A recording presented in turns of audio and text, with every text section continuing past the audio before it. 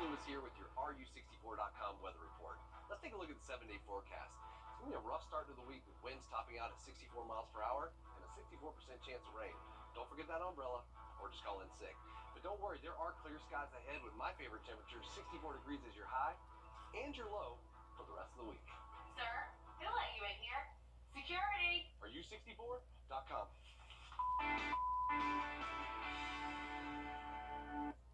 Forever. From the station that's on your side, this is News 12 at 6 o'clock. Just ahead this evening, more money aimed at reviving our communities and bringing families together. Plus, another Republican makes it official. Tim Scott throwing his hat in the ring for the presidential election coming up. Ahead on News 12, how South Carolina is shifting to become a top state for contenders. But first, things are looking better right now. I-20 eastbound after a wreck has cleared up there. A tractor trailer was hauling gravel. It flipped over right there near the Walton Way entrance ramp. Again, eastbound was really slow for a while, but traffic, as you can see, is moving faster now. But drivers are advised to find another way as crews continue that cleanup. But it looks like it is flowing eastbound again after a lot of delays today. Let's check in with Chief Meteorologist Riley Hill. Riley, can't blame the weather on the day. For you just about 10 minutes. Thanks a lot, Riley. A new name joining the growing list of Republicans running for president, and it's another familiar one for South Carolinians, Senator Tim Scott. After months of mulling it over, Scott says he's in, kicking off his campaign in his hometown of North Charleston today. Our State House reporter Mary Green was there.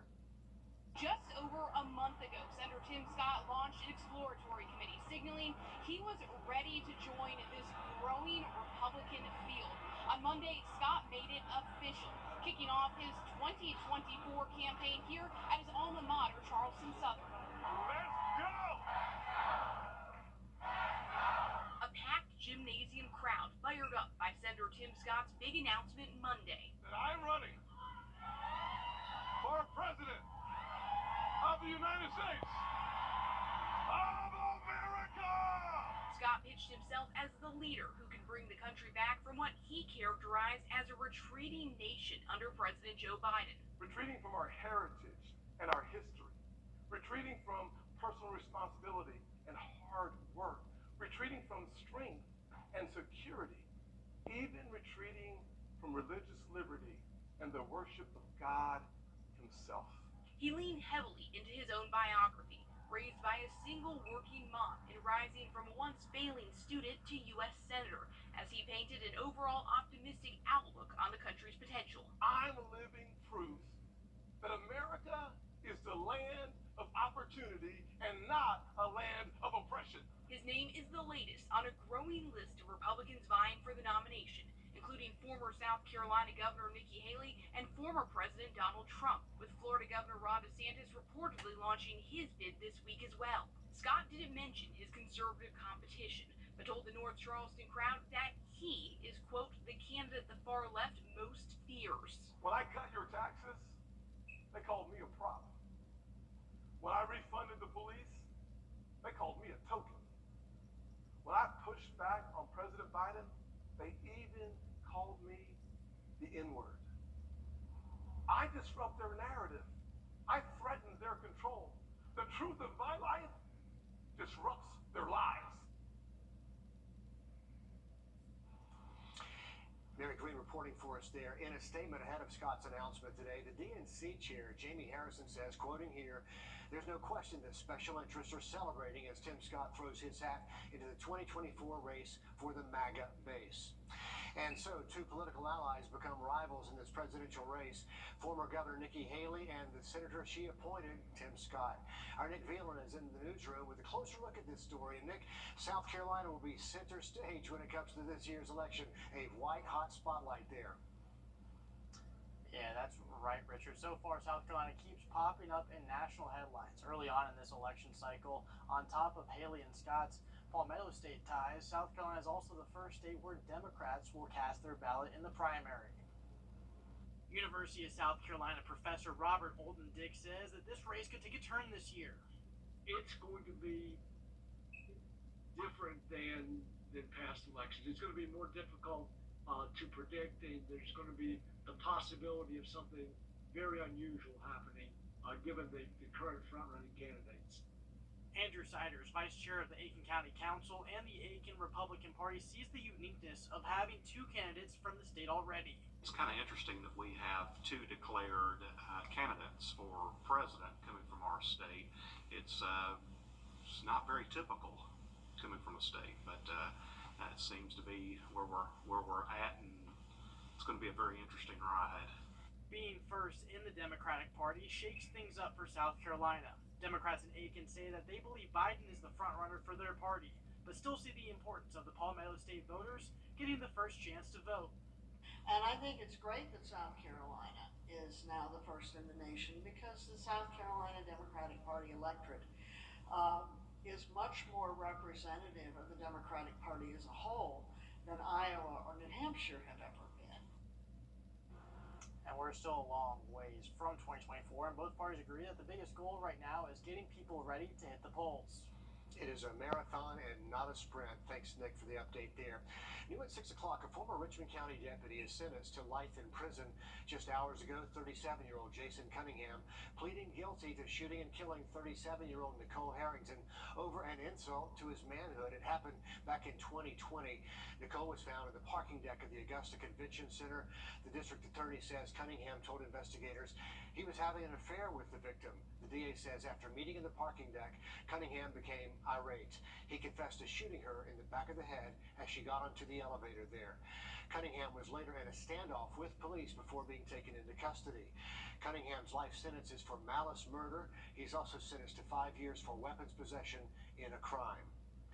Last week we told you about how millions are going to local projects to improve the quality of life in places impacted the most by the pandemic.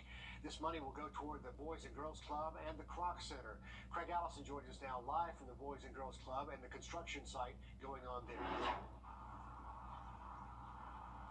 That's right, Richard. Years of planning coming to fruition here in the Harrisburg community in the form of $4.4 million split between these two projects. Now, while it's visually reviving these outdoor spots here, it's really about bringing the community together and getting them involved.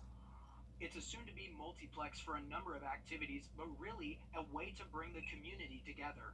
The sports is like the dessert, right? But once we get them in, they get to learn about our mentoring programs, our academic support programs, our healthy lifestyles programs. This outdoor complex is years in the making, but they got a $2.2 million surprise from Governor Kemp's announcement last week. They applied for the grant back in October of last year and were expecting to hear back in January, putting in faith that things would eventually work out.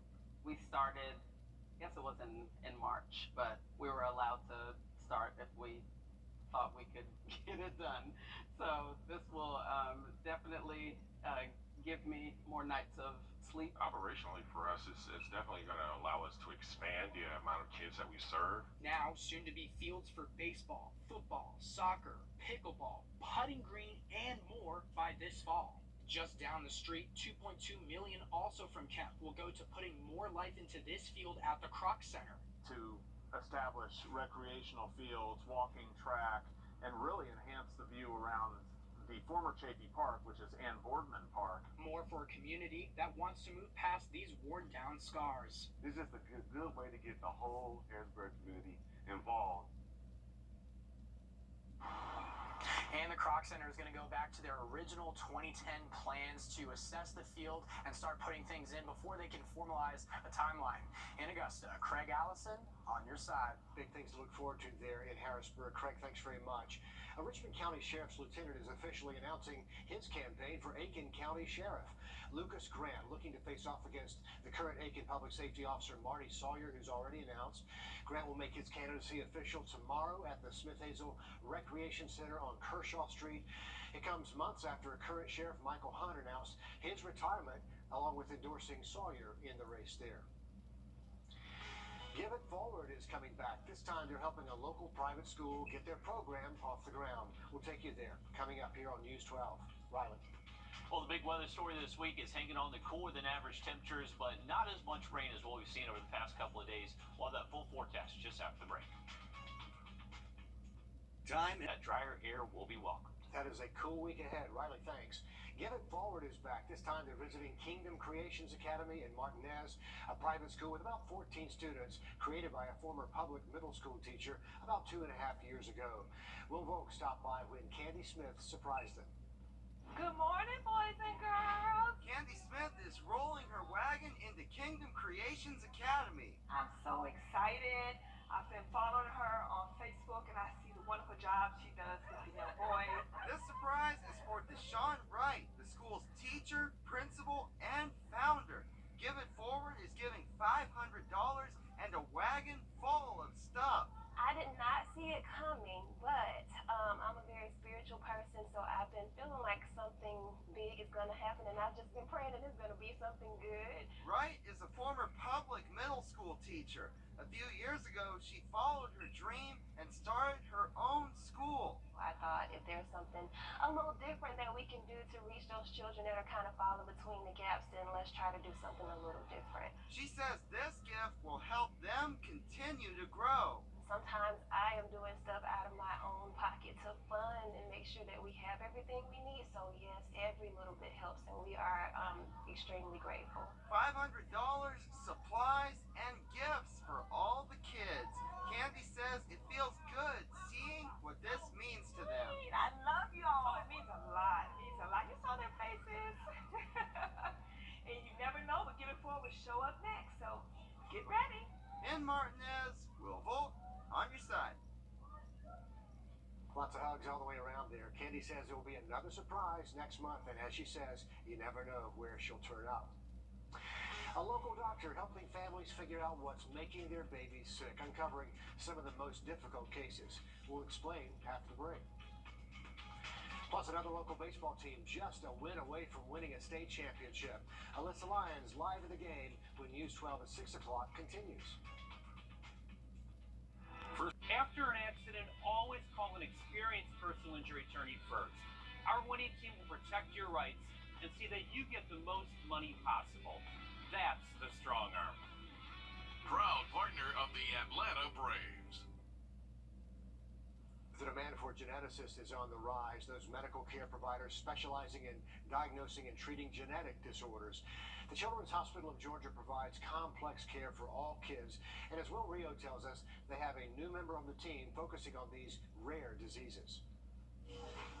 Kristen Abbott calls little Alice a miracle child. Alice was diagnosed with polar 3B related leukodystrophy. She's one of 120 in the entire world who have had this disease. And she's the only one in the world with her specific mutation.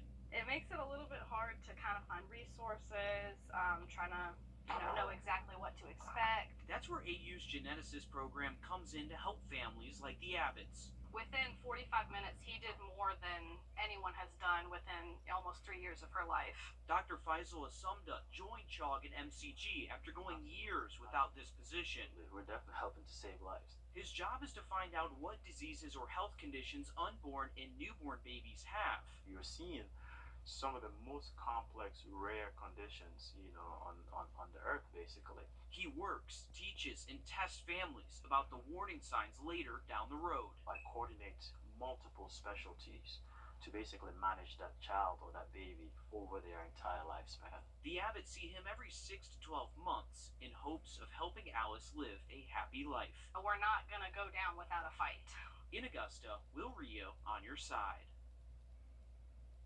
And again, Alice's condition is extremely rare. There is no treatment for it. It is considered terminal. MCG and the Children's Hospital doing what they can to search for answers. On your sideline, sports brought to you by the Hawk Law Group. To sports now, it's been, 16 years since Augusta Christian won a state baseball championship, but tonight that long drought may end when they take on Hammond in Game 3. The Lions won their first outing here at home. They dropped the second over in Hammond territory, and as you see, Alyssa Lyons is live at the field. Alyssa, what will it take to pull this off tonight? Yeah, when I talked to head coach Austin Robinson earlier this afternoon, the answer was pretty simple. It's going to take every single guy in the dugout, especially the guys on the mound. The familiarity at this stage of the season between these two teams is a constant. There will be their fourth and final meeting this season, and while the bats have gotten the Lions to this point. The trio of Khalil Pratt, Luca Perriello, and Jeb Bradford have kept them there. Pratt is a University of Kentucky commit and also the leadoff hitter for the Lions. He puts in the work. You know, he's obviously 6'6", so he's a big intimidating factor.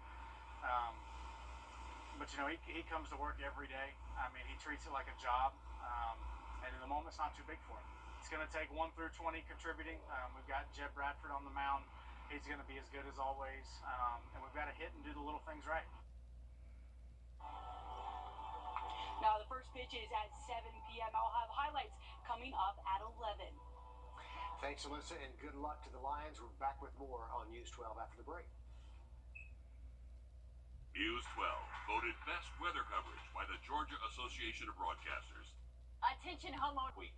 As far as temperatures go, we are not really expecting any temperature to get above 80 degrees until we get to Sunday, and then those morning temps are going to feel very comfortable in the 50s. Just a few seconds to wish Riley the best of luck. He's going to take some time off. He and his wife Emily bringing a baby girl into the world almost any day now. So Riley, you're going to be off the air until somewhere around July early, but we just want to wish you the best and all that. You and Emily. I appreciate that, Richard. We go to the hospital tomorrow night, and then baby Ellie should be greeting the world sometime Wednesday. Okay. If everything goes according to plan there. So, yeah, this is the last day of work until I get back, which should be around July 4th week. So, well, so long to fishing Riley. It's going to become Dad Riley now. You're going to be holding something else for a while. I know. Luckily, I have some practice, kind of holding some 7-8 pound fish, so it helps a little bit. We expect pictures just as soon as you can. Absolutely. We know you're going to be busy. Be sure to share. For sure. Our next live update comes